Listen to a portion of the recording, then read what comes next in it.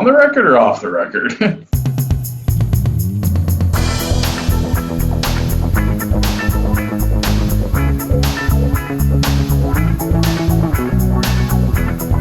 It's interesting to me because, like, what was it? I think I heard, was it, or maybe it was on your guys' podcast or something like that. Was there something like just a couple of days ago, there was like 600 people that joined Upland in like a day or something like that? Oh, yeah. That's probably with the recent Brave ads. Yeah. Those have been driving up a lot of business. So that's great. Yeah. How do you even find these numbers? Well, there is a wallet count. So every Uplander gets a wallet. Right. So there's a couple websites that track it. So you can go to the chain and see how many active wallets there are. Gotcha. You can actually see like UpX holders. So like the top UpX holders, like who's sitting. There's a bunch of accounts that have like 500,000 UpX that have had it for as long as I've been around, that are just who obviously don't understand how the game works, because UpX doesn't get interest. It doesn't add value. It's not going to ever increase in value. So. Well, I know you're not like super into crypto, but by now you probably have like a pretty good wealth of knowledge around it. I'm assuming like just even trying to figure out like what an NFT is and all that stuff, I'm sure you've dived into it at this point. Is that true? Yeah. Oh yeah, for sure. I mean, I honestly like it kind of piqued my interest because I'm a software architect by nature. Gotcha. So, blockchain has been on the peripheral. I do enterprise, so they're just now getting into blockchain. Cryptocurrency is still, not something that they talk about, but definitely blockchain from like supply chain management. So I was like, cool, I'll dabble in it. But yeah, I've definitely gone down a rabbit hole. Right. Okay. So you're super familiar with like stable coins and what they are and how they work and whatnot for the most, No. Actually, nope. So I got to learn about stable coins because people keep comparing. They want to make analogies. They say, oh, inaugurals are like stable coins. I don't know what a stable coin is. Okay. So in my opinion, like I'm starting to feel like the UpX is almost like a stable coin. If it stays to like, what is it? Like 1,000 is $1, right? Like it's sort of like, so if is that always going to be the case? Per the white paper, that's the plan, is that they want to keep that consistent and not have it. Cause like they're never, like you'll see it, they're not going to put it up on trading because that'll cause a bunch of regulatory issues. So okay, all right, but okay, so that's where I'm like with a stable coin. Like there's one, there's a website that I use called Token Sets, and you basically can buy, like they usually work with Ethereum or Chainlink and Bitcoin are like the three kind of that you can buy like sets into. And so, say, for example, one of the sets is like a 50-day moving average, So basically, when it's above the 50-day moving average on the chart, then it's in Ethereum. And as soon as like the candles cross below, then like the robots will take that Ethereum and move it into a stable coin like USDC or whatnot. And or Maker, there's different ones, but let's just I'll just say USDC. And when it goes into there, then like basically I'm not growing or losing anything at that point. But there's an APR. There's like that you're gaining when you're sitting in that stable coin. And a stable coin is basically like it's set to the dollar, like it's not going to waver, so that's why like if you are on an exchange, like a lot of like, I don't know, 3 years ago, you would just sell Bitcoin or, sell like an altcoin back into Bitcoin as Bitcoin was falling, where like now you can sell it to a stable coin that like kind of saves your money to that dollar as soon as like, everything falls and like it triggers into that. So when I think of like UpX, as long as it stays sort of to the dollar, then it kind of is a stable coin in a way, but like you have this ability to like, like gain on it by way of game. You know what I mean? By like that you have an ability to grow your interest faster than like, if it just sits in your stable coin, you're growing like a 1%, whatever it is, APR for the year, Yeah. You have like this advantage, this like this way that you can kind of like, grow it if you're smart in these ways to like move the board or whatnot, or move the game. Yeah. Yeah. I mean, and that's definitely the appealing thing to me. I never outside of like the companies I've been a part of with like stock options and stuff like that, I've not really been a big fan of playing the stock market. I don't like somebody else dictating my value. So if I invest in something and a CEO does something dumb and I lose all my money, that's kind of frustrating. And I know that there's a lot of smart people that have made a lot of smart money on it, but I'm not really interested in any of that. So I don't really dabble in any sort of those investments. So literally I play Upland as a game. That's it. Yeah. So like you're like, I think I've heard you say this before, like you're not necessarily in it to try to make money off of it, or are you? I mean, like there's got to be a percentage of that, like, or some level, or I mean, that's kind of the fun of it, or no, or not really? Well, I mean, it depends. So it's interesting because all the crypto people think about how am I going to make money off of it? Right. Where like gamers just are like, how do I don't want to say win because most games you can't win, but like, how do you become one of the best? Like, how do you achieve most properties, or how do you win the most challenges, or, stuff like that. So for me, it's competition. So that's what drives me. Gotcha. That's very cool. Yeah. Yeah. So like at the end of the day, like, I mean, I've put in ridiculous amounts of money into like Elder Scrolls Online, and who hasn't spent their life in World of Warcraft or bought virtual goods elsewhere. Like for me, it's the same thing. Like buying this virtual property is me just buying inventory. Like as much as people hate the phrase pay to win, it's usually just a pay to win game for me. I just go, it's an app store game. I can use my Apple Pay to play it just like you do Clash of Clans, but I'm buying properties and building up so I can do treasure hunts, which I don't do anymore. But the live events. You quit doing treasure hunts? Yeah, I haven't done treasure hunts in probably like 2 months. Really? Like it's only been out for like 2.5. Yeah, it's really good. So actually, if you crunch the numbers from, if you were going to say buy the Nob Hill collection or buy 10 strategically placed properties around the map that weren't a part of any collection, and you were to increase your, all you'd have to do is win like 2 exclusives a month to even out. Like, so you would make more off of finding 2 exclusives a month versus the interest from a fairly premium collection. So it's really interesting when you start breaking down the numbers. It's way more profitable. Like if you look at the players who are good at it, they've made more than I've made on interest, more than most people will make on interest in a given month on that. So it's actually kind of interesting, but it's a lot of work. Like people don't realize, like you have to get good and you have to understand the arrows and know how everything, to know the right places to jump. And if you fall out of practice, it's very hard to get back into the rhythm. Oh, really? Okay, yeah. Because I've finally found like a pretty decent rhythm, where like I can at least like win one every one a day or one every 2 days or something. I'll get lucky and I'll turn it on and like, oh my god, okay, it's about to start, and I'll go. Or I'll mess around with like the standard sort of what's that one called? The one that you spawn yourself. I've done that. Yeah, the standard, the daily one. Yeah, but.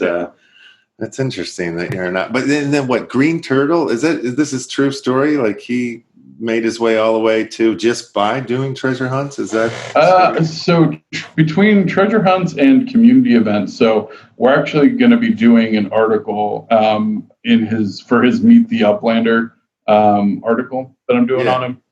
We're doing kind of a background on how he turned $5 into over $1 million account.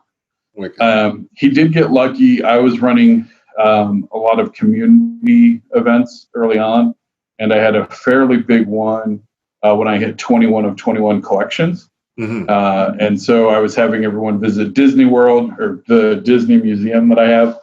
And and he ended up winning that. And then he turned that into a couple other contest wins, and then, I mean, hundreds of thousands in treasure hunt wins. Yeah. Like just with a handful of properties. It's crazy. Like most of his money has come from treasure hunts. It's brilliant. Really cool.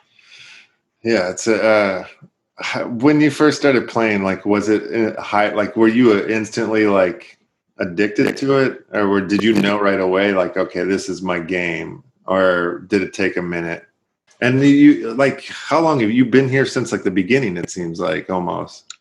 I haven't been here since the beginning, unfortunately. And you know what? I don't know that I would have been as interested. Like, some of these people were playing before there was explorers, before there was collections. Like, I mean, it was a pretty basic game. I started in mid-January. I had a lot of technical issues. I remember being very frustrated. I have some tweets I posted to the Upland team, like, hey, I bought a couple properties and, like, I didn't understand it at all. And I got really frustrated. I tried to buy some UpX and it failed, which is a very common, like, story, unfortunately. And, you know, was like, hey, this is ridiculous. And I couldn't get my Uplander status. I ended up fixing it, I think, like January 20th is when I became an Uplander.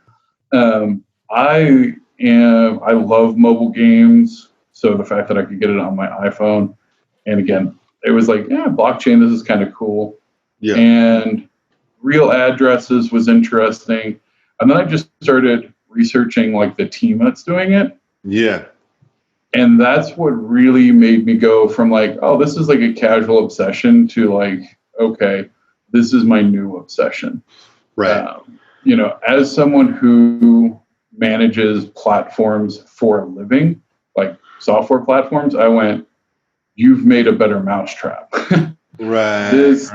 Like, when you start to realize, and, like, immediately it was like, oh, let me go get a CryptoKitties account, right? Mm-hmm. Let me go check out, decentralization was coming out of beta right at that time.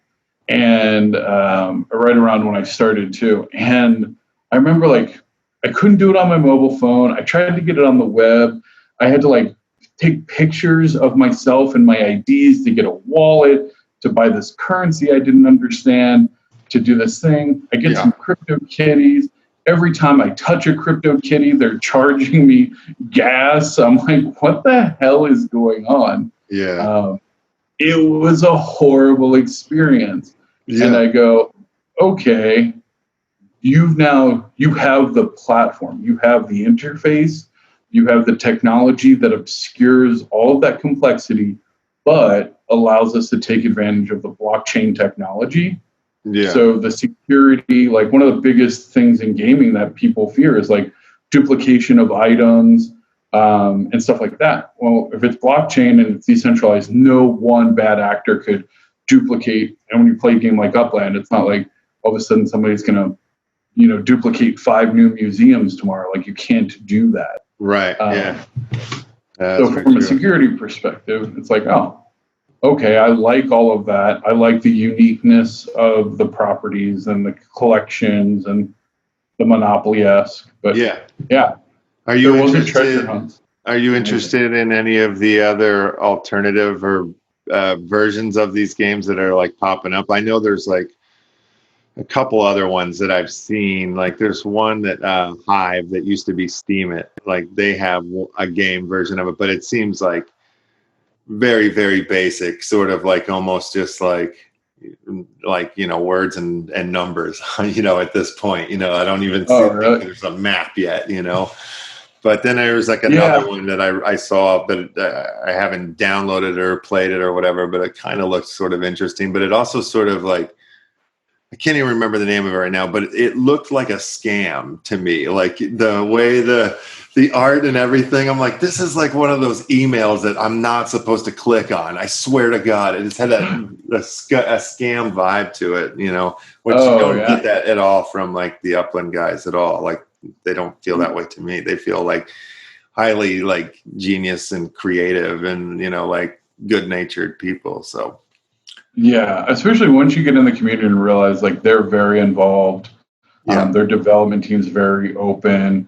and they talk to the community. Sandbox is another one that I know a lot of people are interested in. There's several members of the community that are staking in Sandbox, which is interesting. Again, though, it's virtual property, but it's not based on anything. Right. That's where I really see like the difference between like Second Life and this. It's like, well, like this is like this we're focused on buying and selling and trading like that of properties. Like that's not really what they're saying, or that's not. I guess you can do that over there. I don't even know. Like I've watched a documentary about it that was pretty interesting, but I have not jumped into that world at all. Yeah, so I mean, it's like, and I mean, there's been other games that have tried to do similar things. Actually, the EverQuest guys had something called Land. I can't remember. It was on Steam for a while. I don't think it ever made it out of beta. But you could like stake land in a virtual. It's like Minecraft, but you could own land. And so essentially, this is taking that to the blockchain and using NFTs for your properties, and you're able to build, interactive things, which is pretty cool.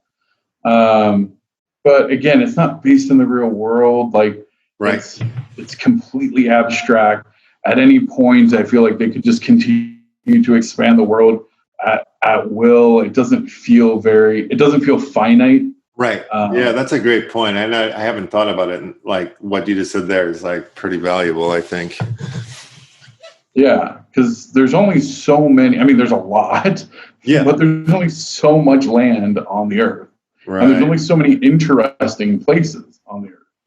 Yeah, and I'm already feeling it, like in San Francisco or whatever. Like from like just a month ago till now. Like, I mean, I don't know. When I first started playing, I was on par to like, I've gotten all the blue, all the like, the first two purple levels, and then when you get into like, well, I don't have Hate Street, and when I first started, I'm like, that's impossible.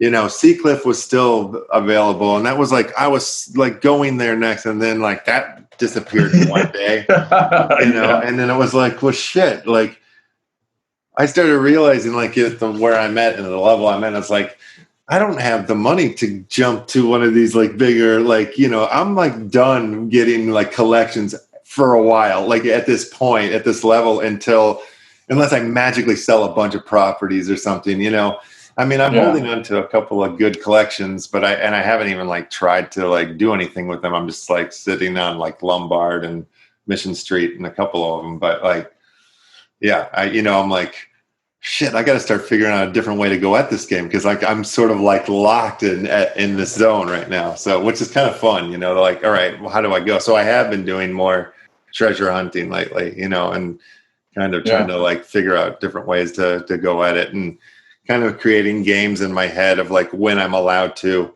spend, or buy another property or something like that, so, but it's fun. Oh yeah. It's tricky. Every day there's like, you find a property. I mean, it's only a third. I mean, it's, I don't know. It depends on, is glass a third empty or a third, 2/3 full or whatever. But like, there's already a third of the properties are gone, but that also means that 2/3 of the properties are still there. That's insane. It doesn't feel crazy. That way. It does, and then you'll come across a neighborhood and you're like, nobody's in here, and this is pretty dope. And then you start looking at the price, and you're like, I see why people haven't started coming yet, or something. It's like not as significant in the real world yet, or something like Hate Street. Where it's like that was obvious that would go, of course. But yeah, so now it's like, it seems like some of these other, maybe it takes like, we get us getting to the next level, like with buildings and some of these things, to then like be able to like really like with Corona Heights, like that could really turn into something kind of interesting. Like once we get to these other levels, I think we'll see.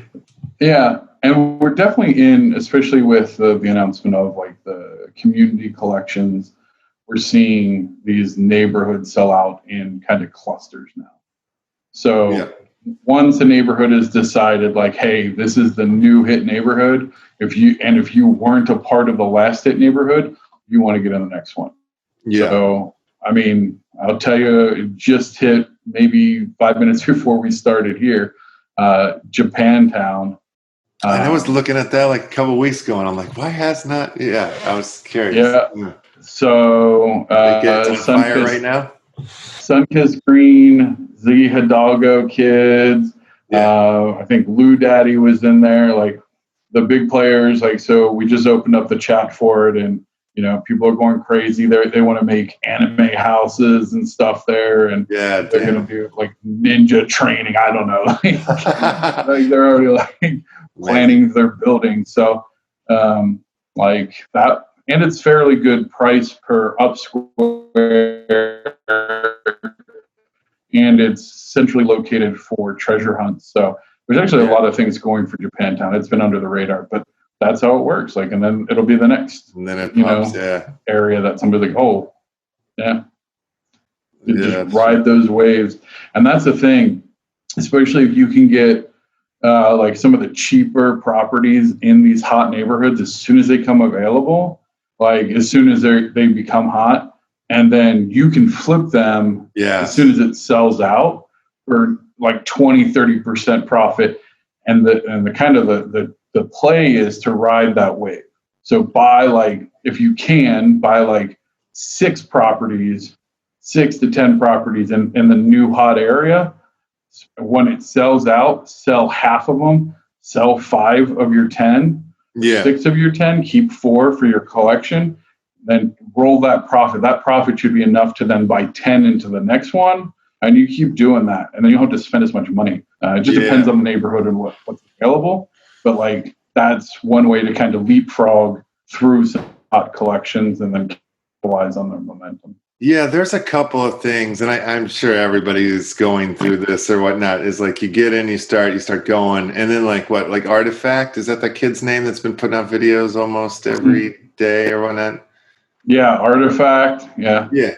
The way he put out a video, and it was like, he bought 3 collections, and then he like wiped out, or 3 properties, and he wiped out like a few different collections, and like, I'm like, God damn, why didn't I do it that way? Like, I just like, I was like, no, that's my collection. It's locked in. Now I got to go buy new properties for this. But it was like, man, that's a really smart way to just like get a little bank going. You know what I mean? Like, like these little cool tricks and stuff. It's fun seeing like, but there is definitely that hindsight. Like, damn, I would have done this differently if I would have started. Like, oh my gosh, Cool. I got one more fan requested item. So people were very, very disappointed. My avatar obviously has a top hat. Yes. So. All right. Here we go. So I brought my top hat. That's amazing. You look beautiful. Yeah. This is it's a Christie's of London. Yeah. 100% horsehair. It's a very nice. Yeah. Very nice top hat. That's a citizen of Upland's hat. That's definitely, that's a man about town. Yeah, that's beautiful. Oh, indeed.